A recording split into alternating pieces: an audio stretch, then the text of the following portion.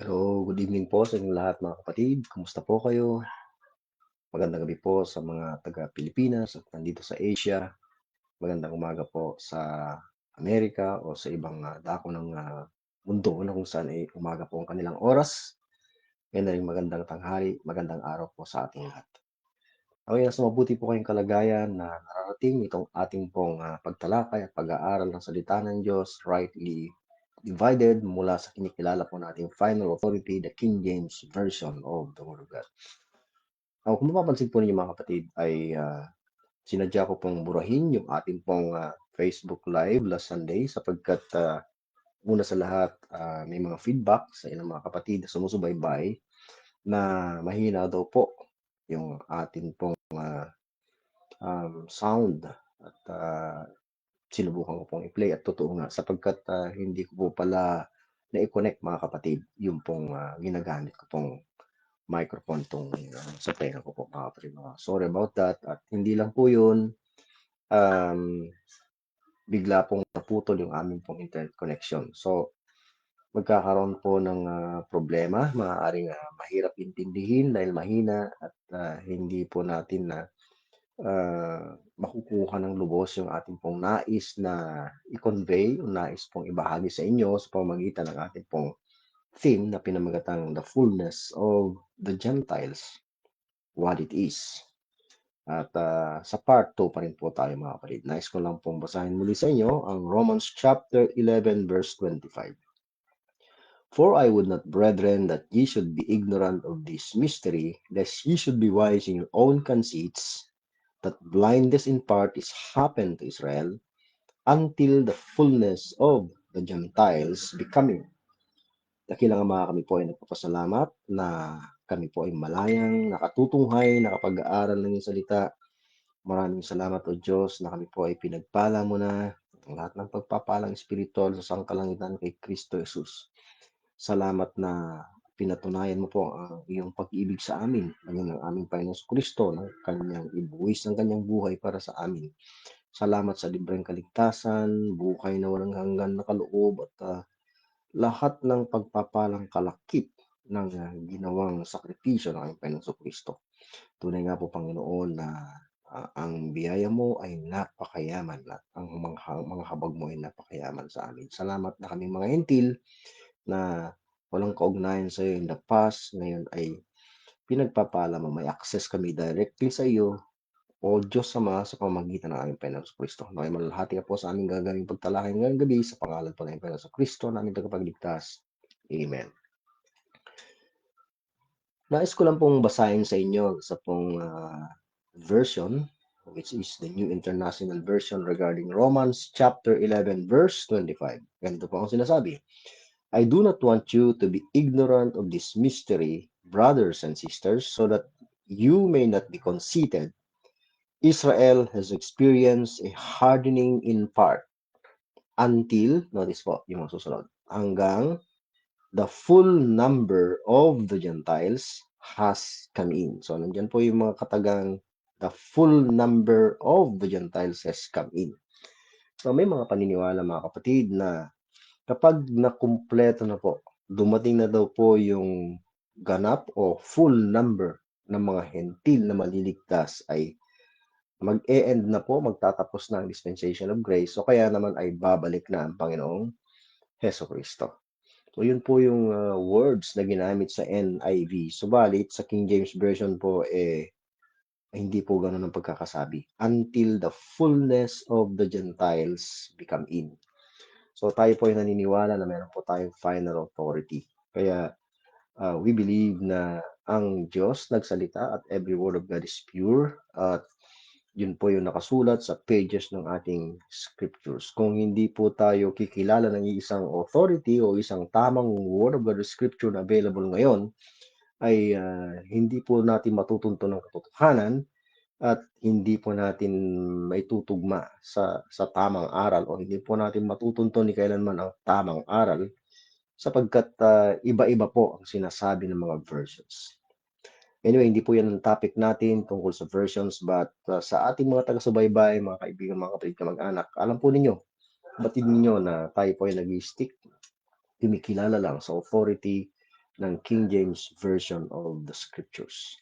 Now, ang tanong mga kapatid, totoo ba na ang Romans 11:25 ay na kung saan makikita yung mga katagang fullness of the Gentiles ay tumutukoy po ba ito doon sa so-called o sa tinatawag na rapture? Madalas po natin marinig yan sa mga Christian organizations or Christian churches, mga teachers, okay? Mga Bible teachers na tinatawag. Madalas nilang gamitin itong salitang rapture, kaya the so-called rapture. Ito po bang verse na ito, fullness of the Gentiles, ay tumutukoy sa tinatawag na rapture of the body of Christ? O kaya naman ay yung tinatawag na end of the dispensation of the grace of God? O yan po yung ating sasagutin habang tayo po ay tumatalakay o tinatalakay itong mga verses na may kaugnayan po sa ating text. So, nagko-contextual po tayo at sa gabing ito ay mag-uumpisa po tayo sa verse 13. Subalit, bago po natin tunghayan yan, ay puntahan po muna natin ulit sort of review ang verse 11 mga kapatid, dito rin po sa Romans 11. Now, kung mapapansin ninyo sa verse 11, may binabanggit po dyan na ang Israel ay nahulog. Okay? I say then, have they stumbled? They is referring to the nation of Israel, yung bansang Israel. Kung saan ay mga yung unbelieving Israel represented by its unbelieving leaders, religious leaders. Okay? And then, have they stumbled that they should fall? God forbid, but rather through their fall, salvation is come unto the Gentiles for to provoke them to jealousy. So, nagkaroon na po tayo ng pagtalakay dyan. Ang gusto ko lang pong i-point out muli, bigyang diin ay nangyari talaga yung fall, pagkahulog, pagbagsak ng Israel mula sa angat na kalagayan, a chosen nation, a chosen people of God in the past, at siya ay bumagsak sa favor na yon at naging kapantay na lang ng mga hentil. Pare-parehong tinitignan ng Diyos ng mga heathen. Okay, mga walang Diyos. Okay? Kasama ng mga Gentiles. Walang Kristo, walang pag-asa.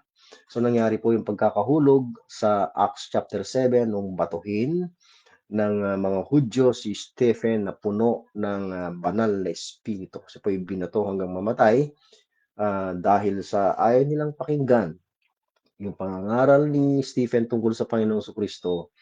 Ayaw nilang pakinggan yung panawagan na pagsisisi at pagpapaintindi sa kanila na yung kanilang pinatay, yun mismo ang Kristo si Jesus. Ano po, ang Panginoong Jesus na inilalahad, I should say, ng mga kasulatan.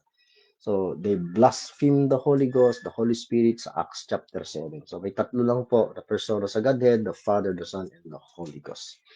Ang Diyos Ama ay na-reject sa commissioning nung commission niya rather si John the Baptist upang magbaptize. So, sino po yung nag-utos na magbaptize? Nag-sent o nagsugo ang Diyos Ama. But ano yung response ng Israel? Tinugutan po nila ng ulo si John the Baptist. Ibig sabihin, they have rejected the Father in that sense. At sumunod naman po ang Panginoon Kristo, ang ginawa nila, they crucify Him on the cross. They crucified Christ, they killed Him, murderers po sila. That means they rejected the Son. Binigyan pa rin po sila ng chance, mga kapatid. Pinatawad pa rin sila ng Diyos. Yung favor nila as a nation na natili pa rin kahit pinatay na nila ang Messiah, ang Kristo, ang Savior, ang Redeemer, ang coming King ng Israel. So, binigyan sila ng isang taong extension, chance to repent. At sa early ministry ng 12 apostles sa unang mga bahagi ng Book of Acts hanggang sa Acts 7, mga kapatid, ay wala po tayong makikitang senyales ng pagsisisi ng nation of Israel. May mga naligtas, subalit maliit na bahagi lang ng Israel, naging miyembro sila ng tinatawag na mga na little flock, munting kawan mula sa isang great nation, mga kapatid. So, bumuo ang Diyos ng isang maliit na bansa, little flock, out of the great nation of Israel. Sila lang po yung tumanggap o sumampalataya sa Panginoong Kristo, kumilala sa Kanya. Pero the rest, ang majority ng Israel with its leadership ay they have rejected the Son, the Father, the Son, and the Holy Ghost. So, yun po yung blasphemy against the Holy Ghost. So, historically and doctrinally, nahulog ang Israel sa Acts chapter 7. And then, di nagtagal, tinawag na po ng Panginoon si Paul, our apostle, the apostle of the Gentiles. At doon na po nagsimula yung ministry ni Paul sa ating mga hentil. So, malinaw na may nangyaring pagbagsak. Nung isinulat po ni Paul itong Roma ay tinatalakay na niya ang nangyaring fall ng bansang Israel. Yan sa verse 12, now if the fall of them, so again, confirmation, fall of them, yung nation of Israel, be the riches of the world, and the diminishing, yung pagbabawas, unti-unting pagkawala o unti-unting pagbabawas, nag-diminish, ano? Of them be the riches of the Gentiles, how much more their fullness. So, dito sa verse 12, kung mapapansin ninyo, ay may binabanggit dito na fullness. At I think nagbigay na po ako ng kaunting pahiwatig tungkol dyan o explanation. Yung fullness sa verse number 12, mga kapatid, ay fullness na po ng Israel yan. Okay? Kapunuan ng Israel in the future.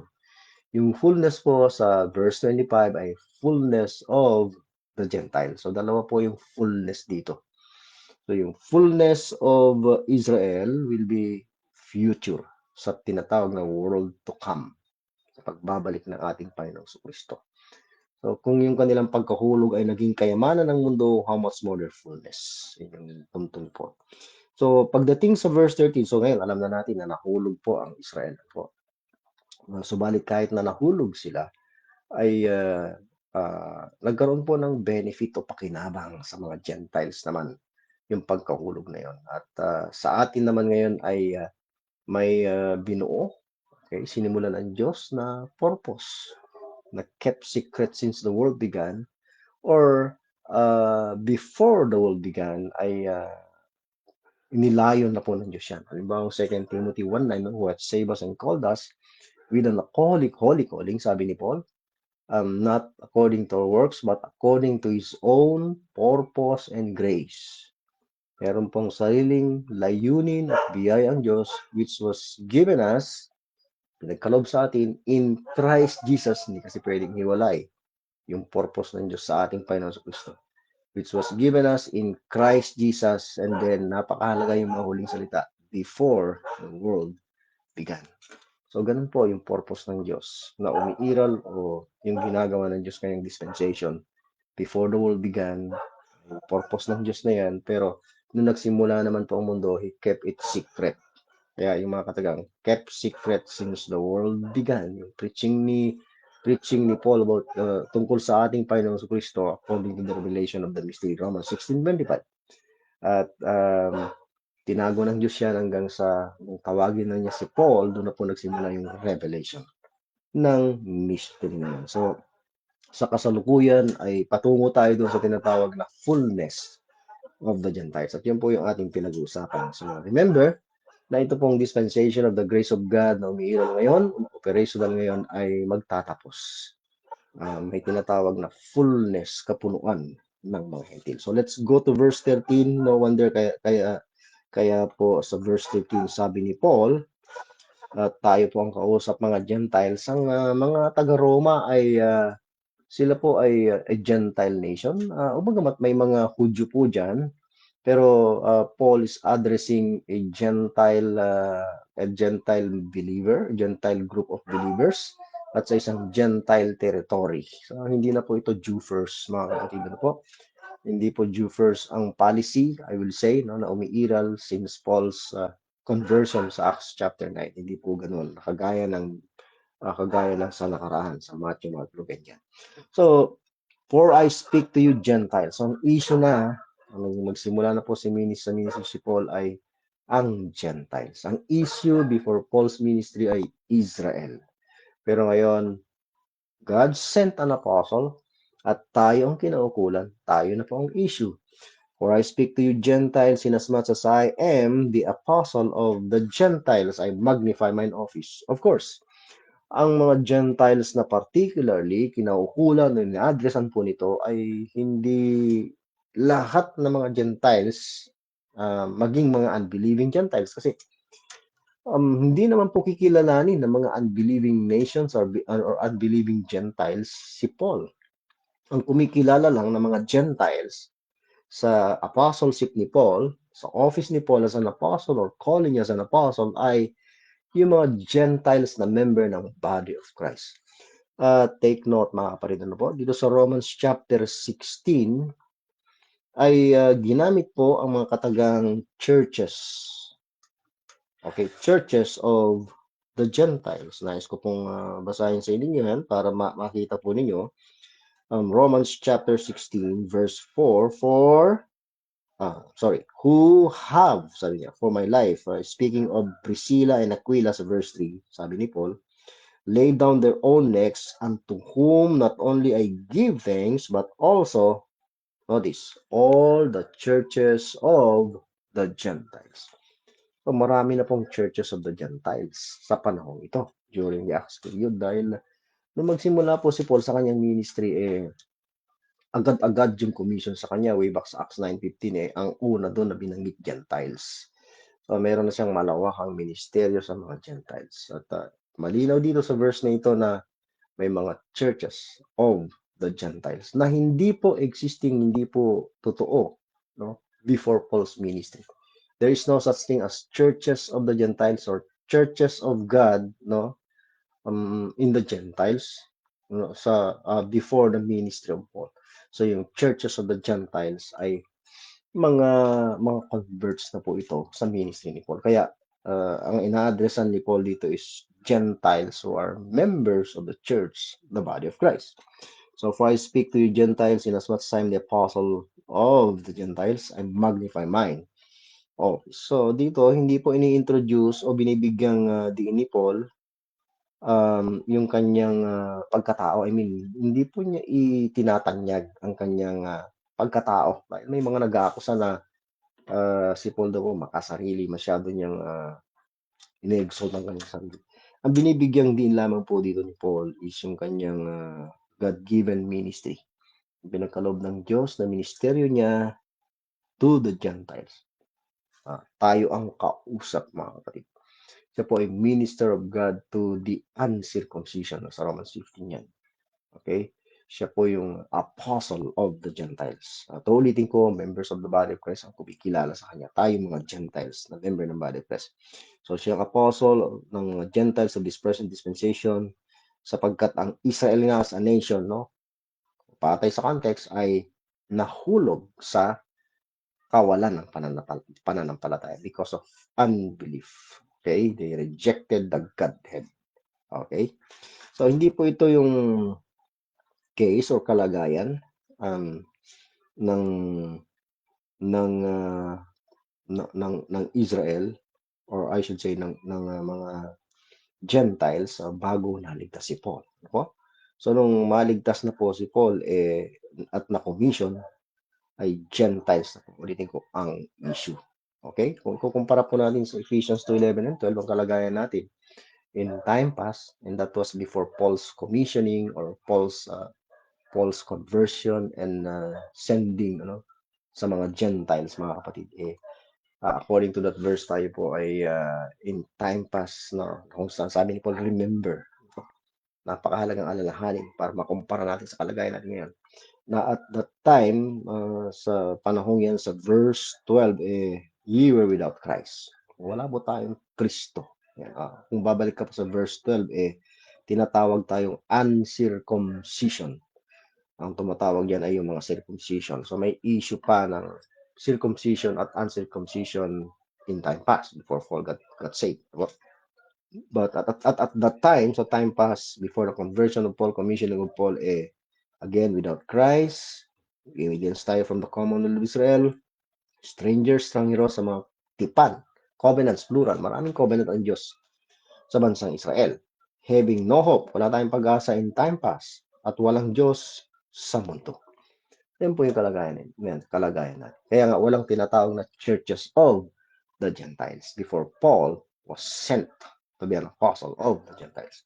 So, nagkaroon ng malaking pagpabago. Right? But now, ibang period of time, ibang dispensation, sa panahon na nanaligtas si Paul, in Christ Jesus, you sometimes you're far off in time past, no?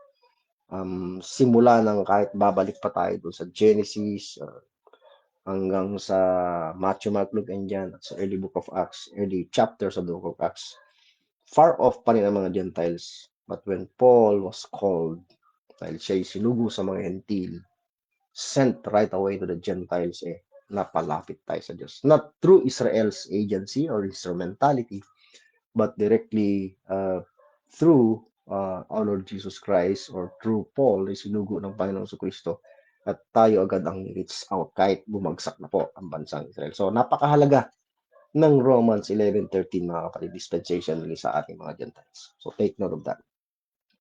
So verse 14, let's move on to verse 14. If by any means I may provoke to emulation, dito po ang salitang emulation ay ginamit, hindi po jealousy.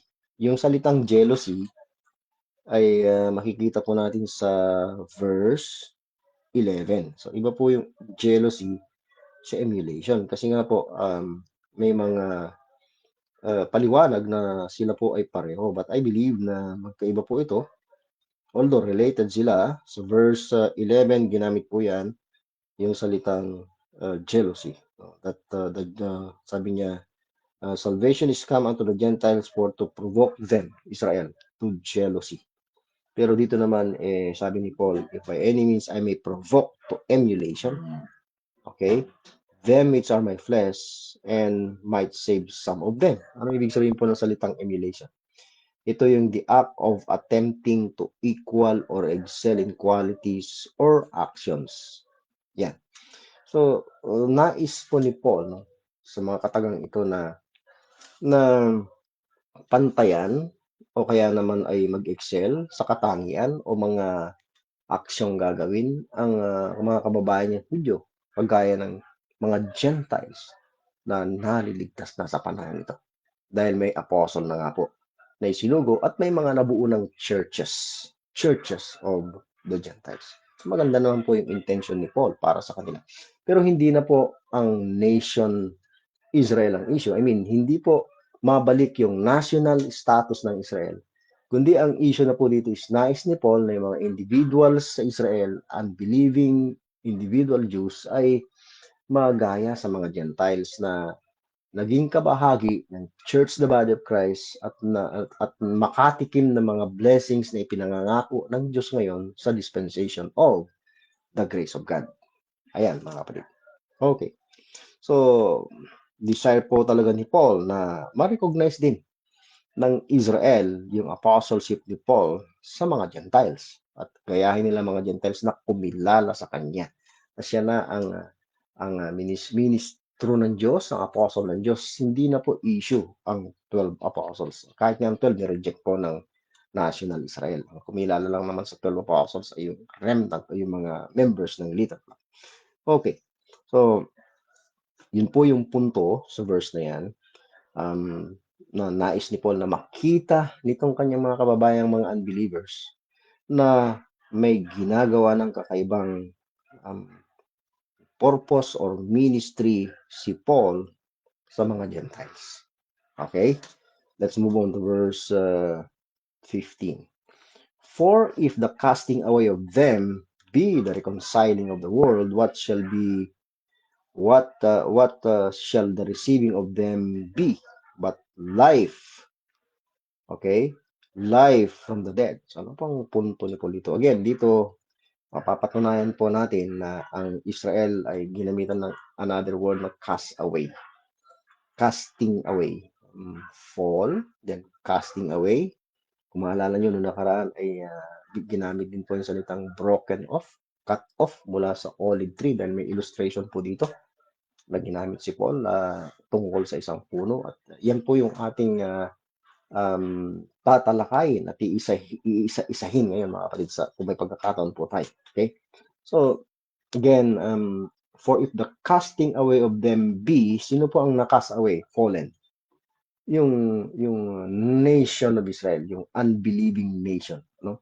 Dahil kung maalala po ninyo, sa verse 1 and 2, ang tanong ni Paul, talaga bang, had God cast away His people? Verse 1. God forbid. So, hindi naman po kinukontrol niya po ng kanyang sarili. Sinasabi niya po sa verse 15 na may casting away, may fall na nangyari, broken off sila, cut off from the olive tree. Pero bakit sa verse 1, ang tanong is, kinas away ba talaga ng Diyos ang kanyang mga tao? Ang sagot ni Paul ay God forbid. So, ang punto dito is, yung nation of Israel, cast away sila, yung unbelieving nation, yung mga hindi sumampalataya at tumanggap sa Panginoon sa Kristo. Pero, ang tinutukoy naman sa verse 1 na hindi cast away, God forbid, ay yung members ng little flock, yung remnant, yung maliit na bahagi lang sa bansang Israel na sumampalataya sa Panginoon sa Kristo. So, yun yung mga hindi cast away. Okay, mga kapatid. So, hindi po contradictory yan. Kagaya ng ginagawa ng iba, dito po sila nagbabatay. Then sinasabi nila na issue pa rin daw ang Israel hanggang sa kasalukuyan at tayo nga po ay naikabit lang o kaya ay napasama lang sa mga Israelita. At tayo po ay naging spiritual Jew o naging spiritual Israel.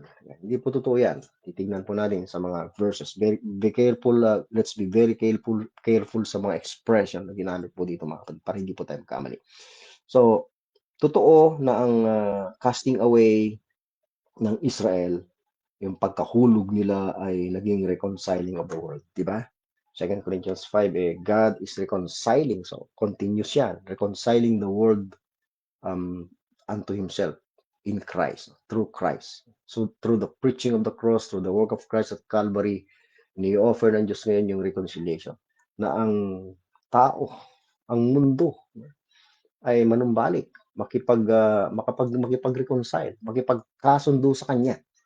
At ang Diyos willing na makipagkasundo at tatanggapin sila na Kanyang kaibigan o mga anak at magtamo ng lahat ng blessings na ipinangangako niya in Christ. Ano po?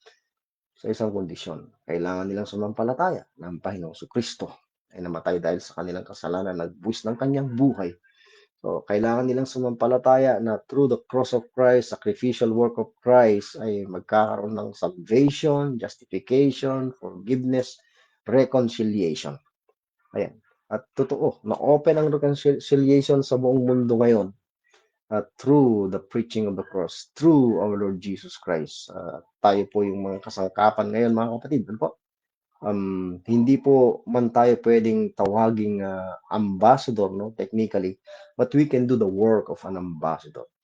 Hindi naman po pwedeng tawaging evangelist ang isang tao gaya ng claim ng iba, but we can do the work of an evangelist. Yeah.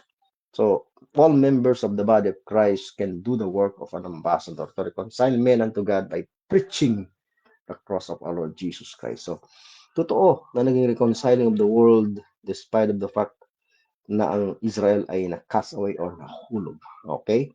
But there will be a receiving of them ayon sa verse. So, ito'y future. Tatanggapin po muli ng Diyos ang Israel. So, may bright future, so to say, sa to come, ano po, ang bansang Israel. So, hindi pa tapos ang Diyos sa bansang Israel, mga kapatid. He is not done yet with the nation of Israel. Kagaya ng tinuturo ng iba, pinalitan na daw po ng Diyos ang kanyang grupo ng mga tao, body of Christ, na replacement theology na tinatawag. Tayo na raw po ang kinikilala ngayon ng Diyos na recipient ng kanyang mga promises way back sa Old Testament, yung mga covenant kay Abraham, kay David, and so forth. Yung covenant. Hindi po totoo yun. Hindi po nagpapatuloy yung mga covenants na yun. Kaya hindi po yan umiiral o inia-apply sa ating mga Gentiles ngayon. No, hindi po yan ang tinuturo ng mga kasulatan. Ibang-iba po yung ating dispensation of the grace of God. Okay, iba yung pamamaraan ng Diyos na kung saan pinagpapala niya tayo ngayon. So, there will be a receiving of them be restoration ng Israel. At ang sinasabi ni Paul, kapag sila ay tinanggap o na-restore, which is future, ay life from the dead. Okay? So, ito'y national. Babalik yung national na status nila, yung angat na kalagayan nila. Favored nation. Okay? Lahat ng privileges ng Israel na kagaya na sa time pass ay babalik. Actually, mas grabe pa dahil they would be in the future in the new covenant or New Testament na ipinangako na ng Diyos way back sa Jeremiah 31. Okay? Okay. So, that would be a life from the dead, okay, in the future. at the world, no, uh, will be receiving the riches, no, abundance of the riches of God, no, through the nation of Israel. Makaka-benefit din sila kung ano yung tatamasahing blessing ng Israel in the future. Ayan. Okay, let's now move on to verse 16. For if the first fruit be holy, the lump is also holy. And if the root be holy, so are the branches. So, dito po ay may metaphor or may ginagamit na illustration si Paul. At ito yung illustration tungkol sa isang puno or tree, no? Puno. So, dito mapapansin ninyo may mga katagang first fruit, unang bunga, then meron din tinatawag na lump, okay? We will try to make a definition kung ano ito pong lump na ito dahil may mga verses naman, halimbawa. And then, meron ding binabanggit na root. So, may first fruit, may lump ng fruit, you will say. And then, meron ding root, ugat, at meron ding tinatawag na branches. So, sino-sino po itong mga ito? Okay? So, ang first fruit, mga kapatid, ay sa Word of God, halimbawa sa Deuteronomy chapter 18, verse 4, may binabanggit po dito na the first fruit also of thy corn, thy kine, and thine oil. So, ito po yung unang-unang pagkakagamit ng salitang first fruit. Dito sa Word of God, ano po, yung first fruit na walang S, dito po ginamit sa Deuteronomy 18:4. At yung karamihan na po, the rest, no, ay first fruits may S. So, dito may first fruit na walang S at dito sa Romans, ginamit din po yung first fruit na walang S. Okay. Sa Deuteronomy, I should say, sa Numbers 15:20 to 21, ay may binabanggit po dyan na the first of your dough. Okay? The first of your dough. Okay? Itong expression na ito ay as opposed doon sa tinatawag na lump of dough. Yung buong lump ng dough na parang tinapay. Ano po, kung baker ka, naintindihan mo yung dough na yon. Okay? May tinatawag na lump of dough. Okay, meron din tinatawag na first of dough, no? As opposed to the lump of dough. Okay, for an heave offering, sabi po dito. So, sa verse 21 ng the same chapter sa Numbers ay may binanggit ulit yung the first of your dough. So, meron tayong makukuhang idea. Yan po yung first fruit, yung idea ng first fruit. Sa Ezekiel 44 verse 30 ay may binabanggit po dito na first fruits of all things. S na po, may S, yung first fruits. Dito rin sa verse na ito, ginamit muli yung mga expression na the first of your dough. Ezekiel 44:30.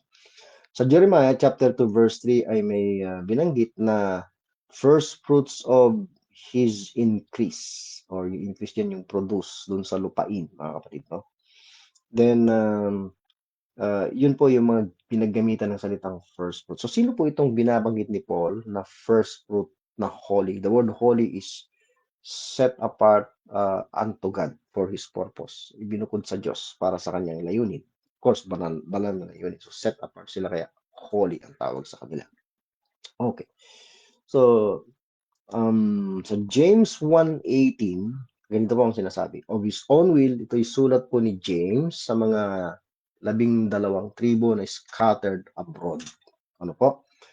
Then, of course, ang mga sinusulatan dito ay mga believers na part ng remnant or little flock. Mga remnant, I should say, no? Mga believing Jews, saved Jews. Okay?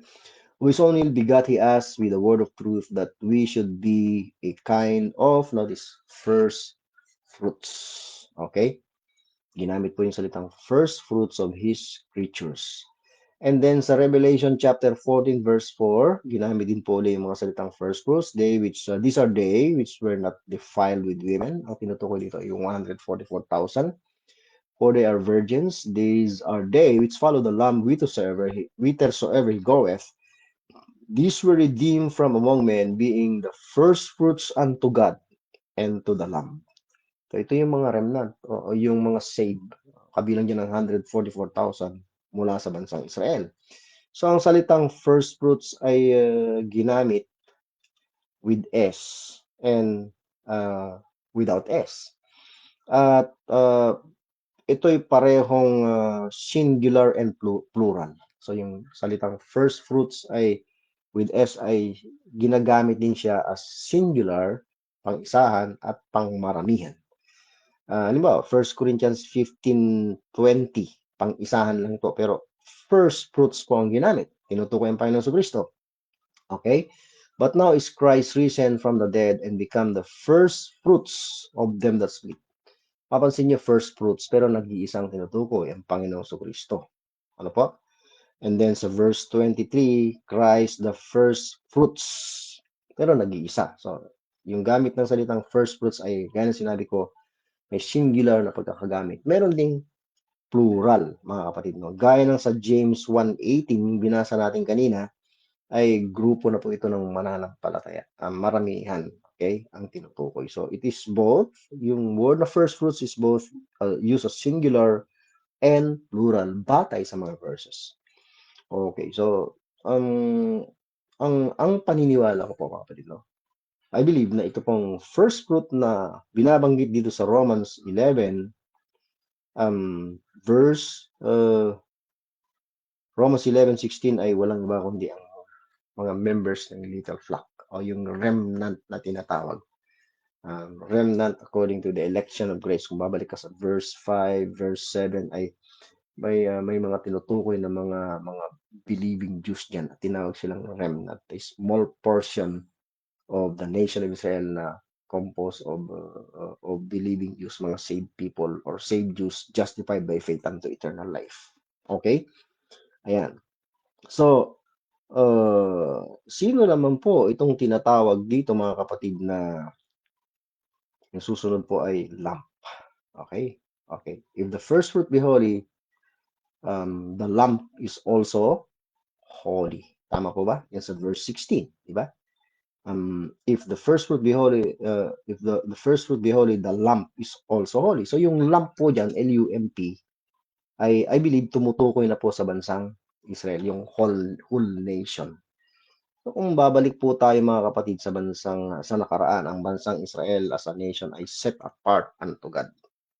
No, hindi ibig sabihin niya na dahil set apart unto God ay ligtas lahat. We know for a fact na hindi lahat ng mamamayan ng Israel in the past, bagamat sila ay kabilang sa chosen nation, chosen people of God, ay ligtas, may eternal life. Hindi po totoo yun. Part of the nation sila, favored nation sila, at nakakatikim sila ng mga blessings na ipinangako ng Diyos under the law covenant.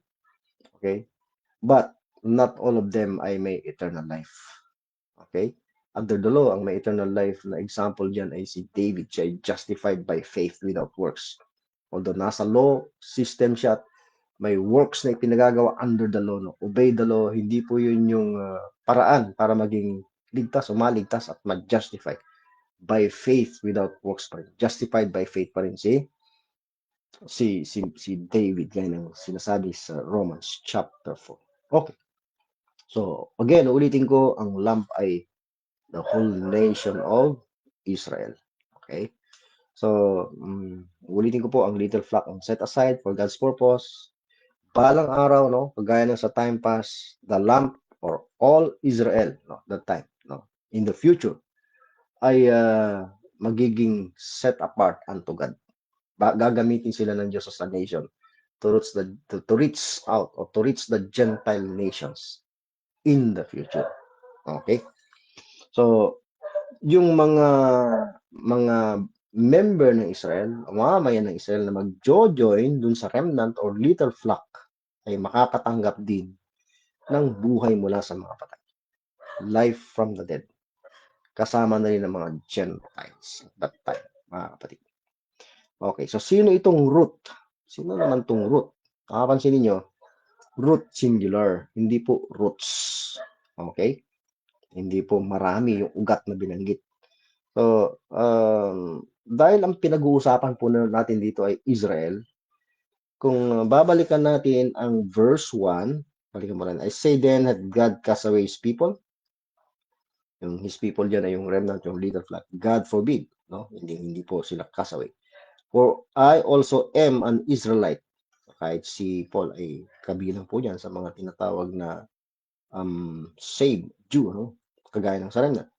Of the seed of the tribe of the seed of Abraham, of the tribe of Benjamin. So binanggit po si Abraham dito na siyang pinagmulan ng 12 tribes of Israel at maging si Paul nga ay seed of Abraham physically. Okay? From the seed of from the tribe of Benjamin. So I believe na sa context ay dahil binanggit din po si Abraham at pinag-uusapan dito ay ugat. Ugat ng puno. I believe na ito'y tumutukoy kay Abraham. Siya po yung pinagmulan ng bansang Israel. Siya po yung ugat ng lamb, whole lamb. Sa kanya rin po nagmula yung remnant ng Israel. So the nation as a whole ay nagmula kay Abraham. So sa Genesis chapter 12, 1 to 3 ay may promise na po ang Diyos, mga kapatid. Halimbawa sa verse 2, and I will make of thee, si Abraham, a great nation. And I will bless them, bless thee, and make thy name great, and thou shalt be a blessing. I will bless them that bless thee, and curse him that curseth thee. Abraham po rin yan. And in thee, Abraham, shall all families of the earth be blessed, or be blessed. So, malinaw, I believe, no, mga kapatid, batay sa context na si Abraham po yung tinutukoy na ugat ng nation of Israel. Pinagmula ng bansang Israel. Okay, na-identify na po natin kung sino po yung mga tinawag na first fruits, yung lump, and then yung root, hindi po roots, mga kapatid. Meron din binanggit dyan na the branches. May suggestion na yung root daw po ay ang Panginoon sa Kristo, dahil dito rin po sa Romans ay binanggit po ang Panginoon sa Kristo as the root of Jesse. But we are talking of the nation of Israel. Totoo na through our Lord Jesus Christ, the whole nation will be blessed in the future. But we're talking about Israel as a nation, kung saan nagmula at kung sino yung mga naging kabahagi, no? Naging yung mga doon sa illustration na 3, sino yung mga naging sino yung pinagmulan o pinag-ugatan nitong nation ito. So I believe I believe na ang tinutukoy dito ay walang iba kundi si Abraham. Okay? So sino naman po yung branches na tinutukoy po diyan? So verse 16 pa rin, kung babalik po tayo, mga kapatid, ano po?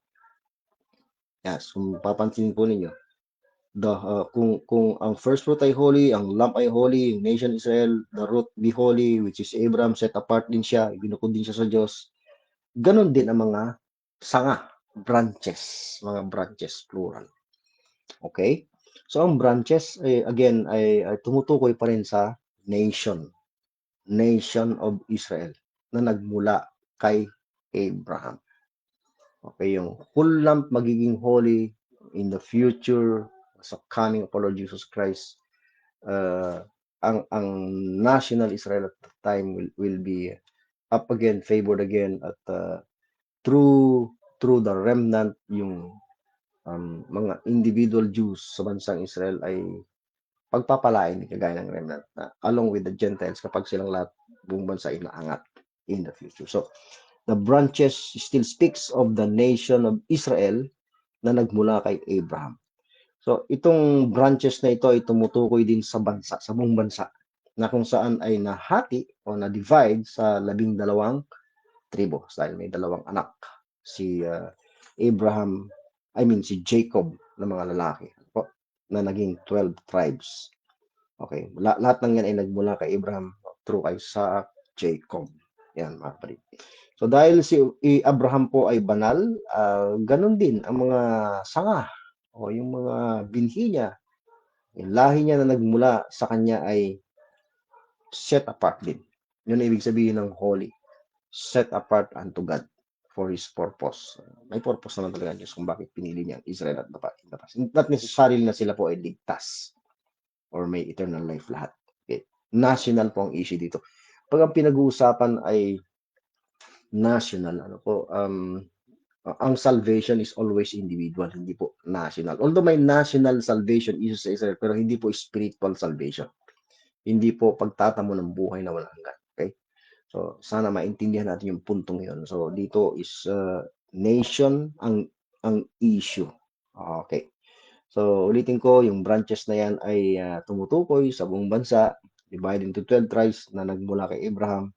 At dahil si Abraham nga ay holy, ang mga branches din ay ganun din holy, set apart unto God.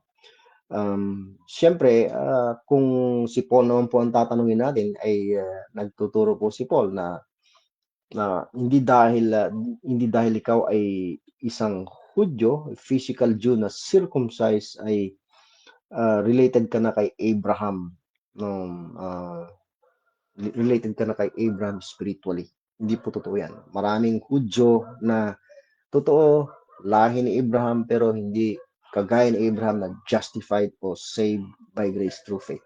Hindi po sila matwid kaya ni Abraham. Dahil hindi po sila naniwala dun sa paraan ng Diyos na sila ay magiging matwid by faith without works. Ang karamihan sa nation of Israel, yung apostate nation, ay naniniwala, no? Babalik tayo sa Romans 9:31 na iniisip nila na sila ay magiging matwid kapag sila ay susunod sa kautusan. So they sought the righteousness of God by the works of the law. And that is unbelief dahil sabi ng Diyos, you cannot be justified by works, even by the law. So, yan. Ayan mga kapatid. So, ang tunay na mga uh, lahi ni Abraham, both ay dapat physically galing kay Abraham. But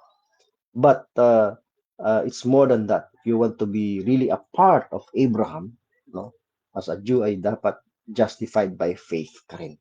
So may spiritual aspect yung pagiging tunay na kabahagi ni Abraham. Yan. So sa Romans 2:20 to 29 hindi po matatawag na tunay na Hudyo yung panlabas lang. Pero spiritually ay uncircumcised, unbeliever, hindi justified, hindi saved, walang eternal life. Yan yung punto sa Romans chapter 2. 28 and 29 sa Romans 4. Maging sa Romans chapter 9 to chapter 10. So ang punto ni Pablo dito, balang araw, one day, in the world to come, ang buong bansa ay magiging holy, set apart unto God. National um, national issue again. Okay? Sila as a whole lamp or a holy lamp, gaya ng sa mga naunang verses, yung lamp doon ay nation of Israel. Sila ay magiging holy lamp, sila ay isang puno na binubuo ng mga banal din na mga sanga. Yan po ang punto mga kapatid ng verse 16. Okay? So, mauubos na po yung time natin. Kailangan nating tapusin. And sa verse 17, sisimulan po natin, and if some of the branches be broken off, and thou being a wild olive tree were grafted in among them, and with them partakers of the root and fatness of the olive tree. So dito mga kapatid, again, sa verse 17 ay may binabanggit na some of the branches be broken off. So sino po itong mga some of the branches na broken off po dito? So ito po yung mga unbelievers sa bansang Israel. Sila po yung mga nabulag. Sila yung mga hindi ligtas. Yan sila yung broken, which is also a nation in a sense, gaya ng little flock, a nation, isang maliit na bansa. Sila yung tinatawag na a royal priesthood, a holy nation, yung little flock sa 1 Peter chapter 2 verse 9, mga believing Jews po yun. So, ulitin ko, again, may illustration dito ng sa puno pa rin. So, some of the branches were broken off.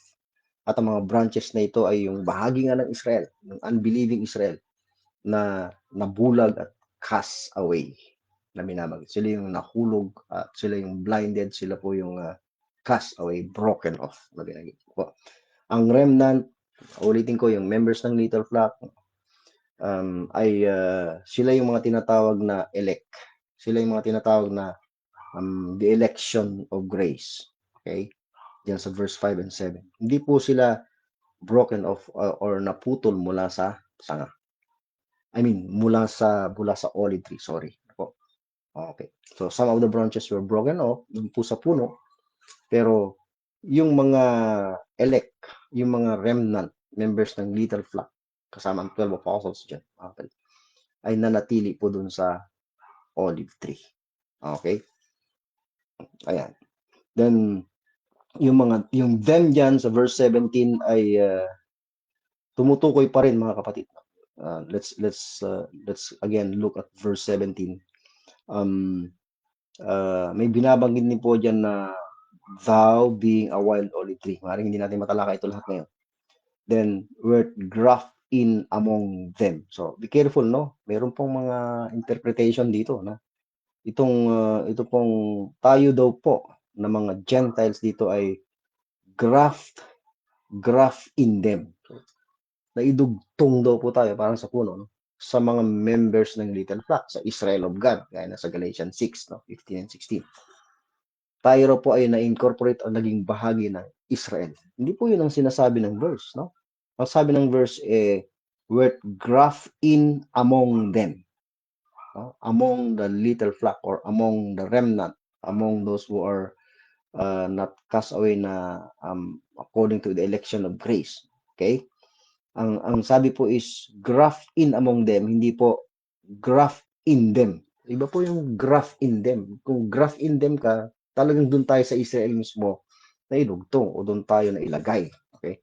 Napasama. Nag-grafted. Ang sabi is grafted among them. Graft in among them sa olive tree. So, sana nakikita po natin yung punto. Medyo malalim ng konti pero unawain po natin ganun. So, ulitin ko yung remnant according to the election of grace, which is yung little flock, nanatili sila, no? Sila yung mga nanatiling sanga sa olive tree. Hindi po sila napasama sa broken off na sipak o naputol na sanga. Okay? Yan. So, sila po yung mga itong them dito ay yung them dyan sa verse 17 is graft in among them yung little flock. Okay? Kasama ng mga Gentiles or ng mga na-save ngayong dispensation. Okay? Graft in among the olive tree. Sa panahon na sinusulat po ni Paul itong Romans, nandyan pa ang mga members ng little flock, ang mga believing Jews. Hindi pa po sila ubos, hindi pa po sila nawawala. But of course, nag-diminish po ang Israel. Nag-diminish din po yung membership ng little flock, no? Dahil nag-concentrate na lang po si Pedro sa Israel of God, sa mga believing Jews, ano po? Dahil tapos na po yung kanilang, suspended muna yung kanilang ministry. So, magkakasama ang believing Jews, remnant ng Israel, at ang mga Gentiles who are saved at that time sa olive tree. And of course, wala na pong Israel of God ngayon. Wala na pong matagal na po silang members ng little flock. Ano po? Puro Gentiles po ang karamihang graft in sa olive tree. At kung meron mga Hudyo ay mga individual na lang. Okay? Yan. Na magiging member ng body of Christ. Okay. So, sana nasusundan po natin. So, yung them ulitin ko ay little flock, graft in among them, kasama sa olive tree. Okay? So, sinasabi ni Paul na nagpapartake din of the root and fatness of the olive tree. So again, sino yung root? Si Abraham. At ang little flock ay at that time na nandyan pa sila ay nakakatikim o nagpapartake ng mga blessings na ipinangako ng Diyos sa pamamagitan ng covenant of the pan with Abraham at that time during the Acts period. Kung sinusulat ni Paul itong Romans. Sila rin, ang remnant at that time, ang little flock ay nagpapartake din, okay, doon sa fatness, doon sa taba ng olive tree. Dahil nakakabit pa rin yung remnant at that time, ano? Gaya ng ipinaliwanag ni Paul. So tayo din naman noon at that time, dahil mayroon nang Gentile churches, no? Ministry ni Paul, nakikinabang na rin tayo sa fatness of the olive tree. At doon sa partake na rin po tayo doon sa fatness of the olive tree. At maging kay Abraham, may naging kaugnayan po ang mga Gentiles. Wala na po tayong oras para matalakay lahat yan. Sa susunod, babalikan po natin ito, mga kapatid. I hope and I pray na tayo po ay tuloy-tuloy na mag-aral. Hindi ko po ipinipilit ang mga bagay na ito. Nais ko lang po ibahagi yung aming pong napag-aralan. Sana'y pagtulungan natin, pagsumikapang pag-aralan to dahil hindi pare-pareho ang pananaw ng lahat ng mga tinatawag na rightly dividers. Nakalulungkot na kahit tayo ay may mga dahil sa magkakaibang view ay nagkakaroon ng hidwaan, no? Hindi naman po sana dapat, ano? Mag-usap po naman tayo. May mga hindi pagkakaunawaan dahil may pagkakaiba ng pagkakaintindi. May mga naniniwala na ang body of Christ nagsimula sa Acts 28, may naniniwala na body of Christ ay hindi nagsimula kay Paul, kundi bago si Paul dahil may mga ginagamit na verses. But I believe na itong mga verses natin tinatalakay makatutulong mga kapatid. May mga naniniwala na itong Romans ay walang kaugnayan sa body of Christ ngayong dispensation. But I don't believe mga kapatid. Kung maiintindihan lang natin ang mga verses batay sa konteksto, I believe na wala pong nilalabag na alinmang scripture na sinulat ni Paul after Acts period, itong Romans 11. And I believe na dapat tinatanggap natin at kinikilala ang lahat ng sulat ni Paul, 13 epistles yan sa mga Gentiles at may application sa atin, mga kapatid, yung mga katotohanan yan. So, nawa, ipagtyagaan po natin pag-aralan. Marami po tayong dapat na intindihin sa mga verses na ito sa mga susunod na pagtalakay. Kung ikaw, kaibigan, kapatid ka mag-anak, hindi pa nakatitiyak sa iyong kaligtasan, hindi pa huli ang lahat, kung nais mo pong makatikim ng pagpapala ng Diyos, makinabang sa olive tree at doon po sa blessings ng Diyos. Kung gusto mo magkaroon ng access sa mga spiritual blessings, kaligtasan, kapatawaran, pagtatamo ng buhay na walang hanggan, pagiging matuwid sa harapan ng Diyos, hindi mo yan masusumpungan sa reliyon, mga kapatid, kaibigan ka mag-anak. Huwag kang magtiwala sa alinmang reliyon na itinatag ng tao, sa alinmang organization, maging sa akin. Don't ever trust me pagdating sa kaligtasan, kapatawaran, buhay na walang hanggan. I cannot help you. Ang tulong ko lang is to share kung sino po yung pinagmumulahan ng lahat ng blessing na yan, ng lahat ng pagpapalang spiritual, kaligtasan, buhay na walang hanggan, spiritual blessings in heavenly places, security sa magulong mundo na kung saan ay hindi po tumitigil ang kasamaan maging sa ating bansa. Nakakalungkot, napakasama, pero ikaw, anak ng Diyos, sa mga anak ng Diyos ay at totoong tumitindig sa katotohanan, manatili po tayo sa katotohanan. Sa mga hindi pa ligtas, sumampalataya ka na, kaibigan, kapatid ka mag-anak. Si Kristo, ang Panginoon sa Kristo, ang tanging pag-asa mo. Maaaring ang mundo'y magkagulo, maraming mamamatay, mapapahamak tayo, maging ang Pilipinas. Pero kung ikaw ay may kaligtasan, tinanggap mo ang kaligtasan by faith, sumampalataya ka, nagtiwala ka sa ginawang sakripisyo ng Panginoon, sa kanyang kamatayan, sa kanyang dugong na buhos, sa bububis ng buhay niya, maabsueldo ka, mapatawad ka sa lahat mong kasalanan. Hindi ka nasisingilin ng Diyos. Hindi ka na niya parurusahan dahil ang sumampalataya sa Panginoon, mapapanumbalik sa Diyos, tatanggapin ng Diyos, magiging anak niya, may buhay na walang hanggan, may kapatawaran ng kasalanan, may langit na tirahan. Lahat ng yan. At hindi ka nahaharap sa Diyos bilang hukom mo sa darating na siya ay maghuhukom sa mundo. Dahil mayroong judgment na darating. Sa pagparito ng Panginoon sa Kristo, magsisimula yung judgment hanggang sa dulo sa lahat ng mga unbelievers. Sa Revelation 20, I believe is talking about the judgment of all people of all ages. They will face Jesus Christ as their judge. Kaya sumampalataya ka na, kaibigan, kapatid ka mag-anak, hanggat may pag-asa pa, pagkakataon pa, nabubuhay ka pa sa laman. Trust Christ right now and you will receive salvation in eternal life. Kung ikaw naman ay anak na ng Diyos, keep studying the word of truth, keep learning from the word of God, magtulungan tayo, isulong natin ang katotohanan, keep sharing the Lord Jesus Christ, keep preaching the cross of our Lord Jesus Christ, dahil yan lamang po ang kaligtasan. Hindi mo na kailangang ipakilala pa ang organization mo, ipakilala mo lang ang Panginoon sa Kristo, yung kanyang ginawa sa krus, yung kanyang kamatayan, yung kanyang dugo. Pakilala mo ang ating tagapagligtas ay nabuhay mula sa mga patay. He overcame death because our sin that brought death has been paid in full at Calvary. Makibahagi po tayo sa reconciliation of the world unto God through our Lord Jesus Christ. At patuloy ka rin pong magsaliksik mag-aral upang malaman din natin ang yung tamang pag-aaral ng word of truth. Sinasabi ni Paul na rightly dividing. All scripture ay given by inspiration. Lahat ng yan ay mapapakinabangan for doctrine, for reproof, for correction, and so forth. But you have to rightly divide it so that you will know ano yung mga tinatawag na similarities and distinctions na nasa Word of God, which is the very nature doon sa tinatawag nating rightly dividing the Word of Truth. Maraming salamat po sa inyo lahat. Bago tayo magwakas, manalangin po tayo saglit. Dakilang Ama, kami po ay nagpapasalamat sa pagkakataon na kami po ay nakatunghay muli sa mga salita. Ang aming hangad at dalangin ay maliwanagan po kami at matulungan na matunto ng katotohanan upang matindigan ito, maipaglaban, maluwalhati ka sa aming buhay, hindi ang aming mga sariling maitanyag, kundi ikaw maitanyag ang iyong salita. Sapagkat ikaw lamang po ang kinikilala namin authority, ang iyong salita, ang kinikilala namin authority, ikaw mamagnify maging ang iyong salita. Salamat o Diyos na kami ngayon ay may access na sa Word of God, hindi kagaya ng time pass, at kami ngayon ay kabilang na sa mga churches of the Gentiles, Church of God, Church of our Lord Jesus Christ, or the members of the church, the body of Christ. Po lahat aming dinadala pinapasalamatan sa pangalan po ng Panginoon Kristo namin tagapagligtas. Amen. Magandang gabi po sa inyo lahat, magandang umaga, magandang tanghali. Grace and peace to us all in Christ hanggang sa muli.